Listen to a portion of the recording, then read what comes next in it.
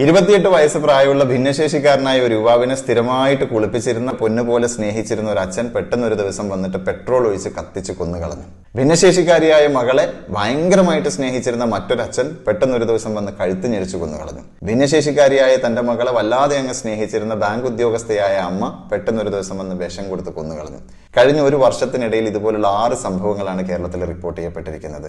ഈ ഓരോ കേസിലും തന്നെ നമുക്ക് ഈ പാരന്റ്സിനെ കുറ്റം പറയാൻ പറ്റില്ല. കാരണം ഈ മക്കളെ നോക്കാനുള്ള ബുദ്ധിമുട്ട് കൊണ്ടൊന്നും അല്ല ഈ പാരന്റ്സ് ഇത് ചെയ്തിരിക്കുന്നത്. കാരണം അങ്ങനെയാണെങ്കിൽ അവർക്കത് പണ്ടേ ചെയ്യാൻ പറ്റുമായിരുന്നു. കഴിഞ്ഞ ഒരുപാട് നാളുകളായിട്ട് പൊന്നുപോലെ നോക്കിയിരുന്ന തങ്ങളുടെ മക്കളെ തങ്ങളുടെ കാലശേഷം ആര് നോക്കും, അവർ ഒറ്റപ്പെട്ടു പോകും, അവരെന്തായി തീരും എന്ന് ടെൻഷൻ അടിച്ച ആ ഒരു ഉത്കണ്ഠയുടെ പുറത്തായിരിക്കും ഈ പാരന്റ്സ് എല്ലാം തന്നെ ഇത് ചെയ്തു പോയിട്ടുണ്ടാവുക.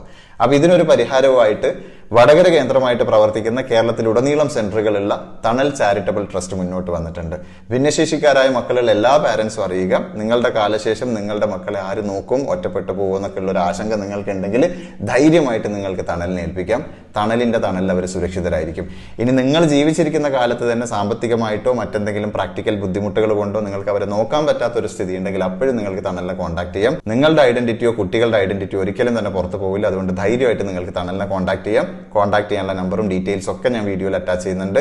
കേരളത്തിൽ 9 ലക്ഷം ഭിന്നശേഷിക്കാരായ ആൾക്കാരാണുള്ളത്. അവരുടെ എല്ലാവരുടെയും പാരന്റ്സിലേക്ക് ഈ വീഡിയോ ഒന്ന് എത്തട്ടെ. അതിനു വേണ്ടിയിട്ട് നിങ്ങൾ മാക്സിമം ഈ വീഡിയോ ഒന്ന് ഷെയർ ചെയ്യണം. Thank you.